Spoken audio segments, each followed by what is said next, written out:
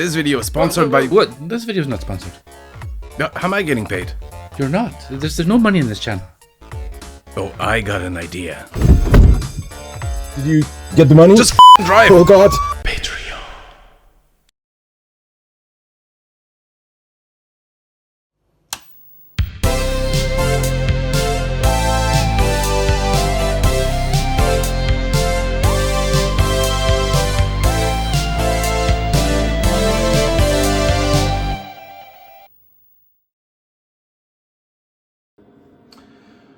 Okay, everybody. I know it's been ages, but okay. Here's a summary of where things are at. So, let's start with something positive. So, TF MSX, it's working. It's happy. Arik is doing some tweaks for the firmware for it. The only issue with it at the moment is STM32 is becoming, it's becoming obtainium and unobtainium randomly on any given day. It's starting to really get on our nerves. Let me see if I can find the video cable and we can plug it in and turn it on. So let's plug it in and turn it on. In you go. And I'm really happy with it, to be honest. There's a minor issue with the first batch, which I will respin in a little bit. But it's really minor. I'll respin at some point. So it's working. I can put Vampire Killer in there. That's our standard test game. Actually, it is my favorite game on the MSX, and I'm not just being tongue-in-cheek about that. So, it is working. I've only got 64K on this one, and this is still got a janky patchware because this is one of the Rev 2s. There's a Rev 2B which is coming out, but there is a slight issue. If you look there, you can kind of see it, which is that if you have a second cartridge slot and you have this Z80 socketed, the cart will clash with it. It will not clash with it if it's not socketed, by the way. So, and it's like a millimeter or something. So, recommend you don't socket. Recommend you don't socket the Z80. You don't really need to anyway.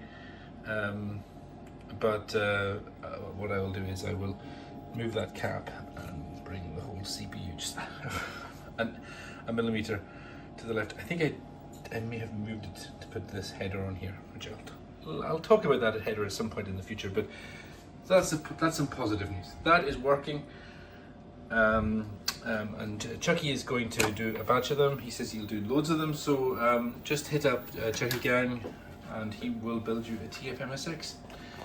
I don't know what the price is going to be, but and if just adding up the component costs, these were somewhere between 25 and 50 quid chips.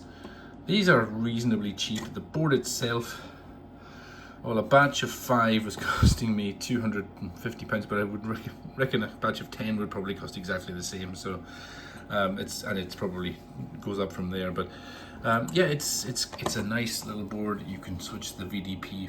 You can switch VDP versions with that jumper. So you take your 9958 out, put a 9938 in, and you just change the jumper, and everything is set for you. And I know there'll be MSX people out there going, how do you do all that? You can. It's all done by this. It's all smarts. There's smarts in here that detects the position of this and changes the voltages on the VDP. It works. So the next thing we'll talk about is the TF1232 with FPU. Couple of things on this guy. These are actually at the board house being built at the moment. I did this while I was at revision.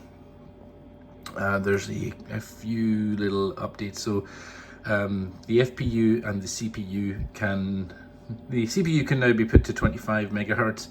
The FPU can be put to 25 megahertz or 50 megahertz. So they can be put independently of each other to 50 or 25 just by closing a jumper.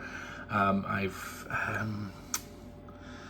think I did a little modification. Yeah, I've added an IDE header there for the LED activity. I may respin a 1260 for that at some point if anybody's really that interested in it.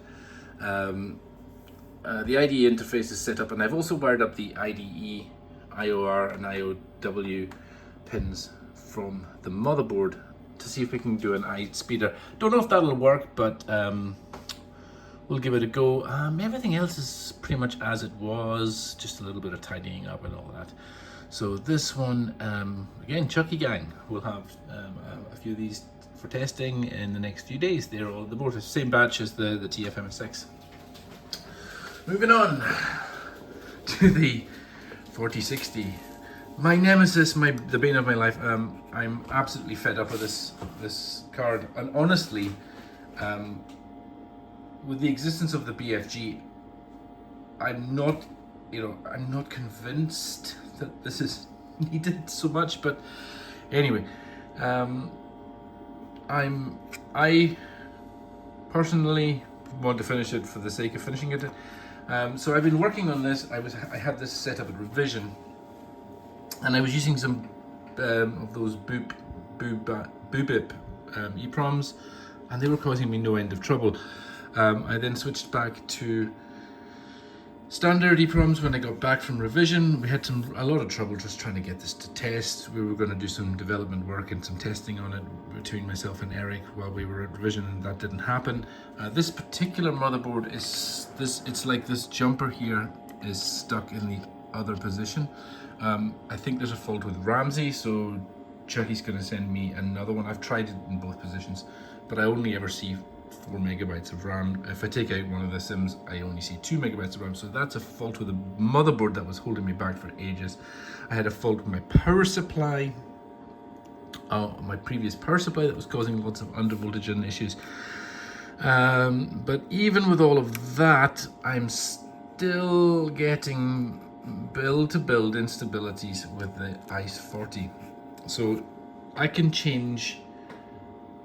If I change the contents of the boot ROM, the thing just won't boot. And I've looked at the timing constraints, and the problem is that the ICE40 software, the YOSYS toolchain, is a pile of hot garbage in my opinion. It's just absolutely. I mean, it's open source, and I'm sure it will get there in the future, but right now it is a hot piece of garbage, and I really regret using this chip.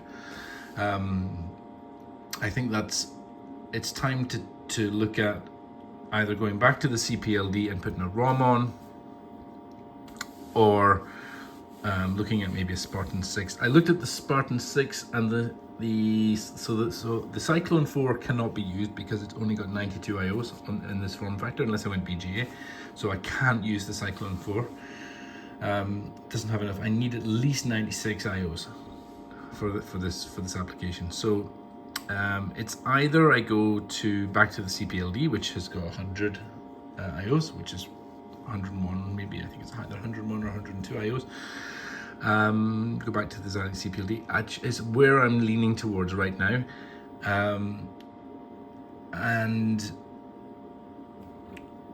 and put an EPROM on here, and we'll just keep the design as is, exactly the same, except switch the CPLD design, switch to a CPLD, or I could maybe look at a Spartan 6. I haven't investigated how many IOs are on a Spartan 6, but I need either an FPGA or a CPLD, and I think I'm going to go with the CPLD because life's too short. I've been at this for years, and I just, every time I do a build, it's a different story. However, that said, right now, it is booting. It is booting, and it's more or less happy, and I can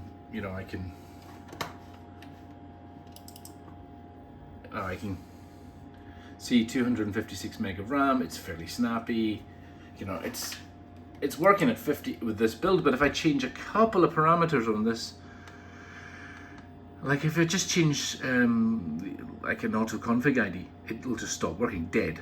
So there's buildability, and I've tried constraints files. I've tried doing all sorts of stuff in the constraints files, it's not, it's helped, but it hasn't fixed the issues. And you know, just in the interest of finishing the board and getting it done, I'm looking at that as a way forward. So what else is going on? What else has happened in here? So I will do a detailed video on the 4060 in the next little while, if I have time, in the next week. If I don't, it'll be in a couple of weeks from now. And so, what else have I done? Well, I picked up this guy from Ollie when I went over to Ireland to pick up the Sega Rally. I think I don't think I know the chassis on the CRT needs a recap, but it does eventually steady up. I put a new CRT in here, wired it up.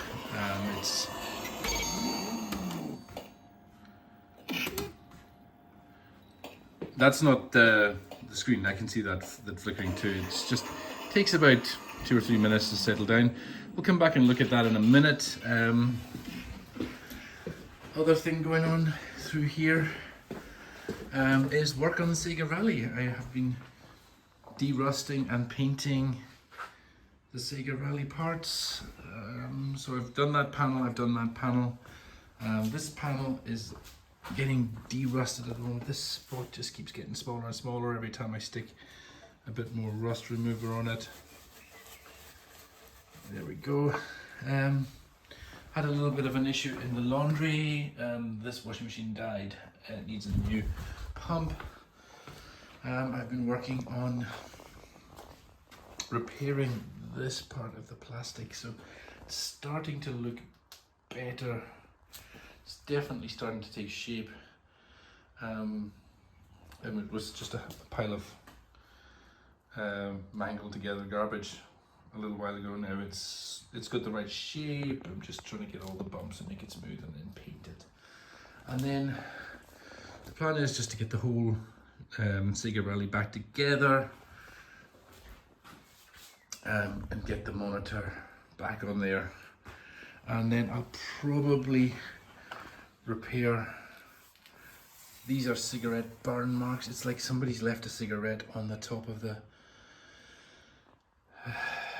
so I'll sand it down and just try and take the worst of it off there. But yeah, lots of projects going on, and this guy is, yeah, it's just that guy's just waiting. So yeah, and I might investigate the Sega, that's the board for the Sega Rally. Might investigate how good it is, but you know, whether it'll ever go again or not, or even just go for a little while so I can play Sega Rally. Yeah, I think that's everything in here.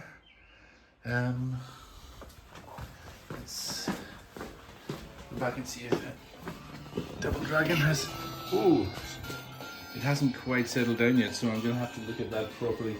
The other guys, I picked up a couple of chassis and tubes. These guys are all working. GCHQ and everything's all working. So yeah, I think that's everything to do with, you know, electronics project. And then through in here, I have been working on the basement excavation project. It's been a mad project. You can hear the echo maybe, but I have dug a lot of earth out of here. At the moment, what I'm trying to do is use the laser level just to find the spots that are still just a little bit above. Oh, you're not quite level there. There you go. Come on, level off. I think it's pretty close. That's that little bit of dirt there. We can just give it a kick. I think that'll be away. And you can see it's absolutely freezing here. Kind of reminds me of why I didn't want to work in here. It's cold and damp, and what'll happen in here is underfloor heating. But it's a long-term project, and it'll get me back to working in a warm space. But for now, I'm going to use the cab room, and then eventually this will become the cab room, and I'll put the cabs in a line up here, and maybe the Sega Rally will go there. That's the thinking.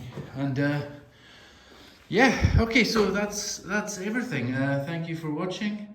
You know, it's I'm hoping I'll respin the 4060 in the next month, and we'll just go with a simpler design and just get it working. You know, it will still have all the features that were advertised, like it'll still have all the features that were advertised, like you know, clock switching, and so clock switching and an onboard EEPROM and a buffered IDE. But I just don't know. I honestly don't see what the point in flogging a dead horse on that ICE40 chip is anymore. It's not working for us. It's what are we gaining? We're losing time. It's costing us a fortune in time. We're all hanging around waiting, and the tools are just rubbish. I mean, if anybody's got good experience with the ICE40 about putting constraints on it and getting it the performance out of it, please get in touch. I mean, I'm not absolutely abandoning the design just yet, but I am really leaning towards it, and I think I'm just going to spin a new version of it, just as a, even if it's just as a test. And you know, a spin of that board is 250 quid. You know, and I'm already on Rev 2 on the third, which is the third revision of it, so I'm already 750 quid down on it just in boards, never mind chips and parts. So yeah, and I can't justify keeping respinning these boards just you know, just with the ICE40 on it. I've got to make a call at some point. All right, hopefully this was interesting, informative, or at least a decent update from where I am, and I'm hoping to be, I mean, I feel I am making progress. It's just maybe not as all of the progress that I want to be making. So thank you for watching, take care, and have a good one.